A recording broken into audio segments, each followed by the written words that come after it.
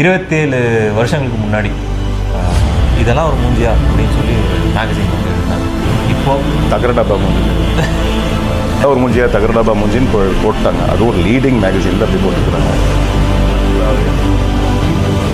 இதெல்லாம் ஆனால் அதுக்கப்புறம் ப்ரூவ் பண்ணி காமிச்சு அதே மேகசின் வந்து கவர் ஸ்டோரி கவர் பேஜுக்கு விஜய் ஃபோட்டோ வேணும் ஸ்டில் கொடுங்க அப்படின்னு சொல்லி கேட்க வச்சு அதுக்கப்புறம்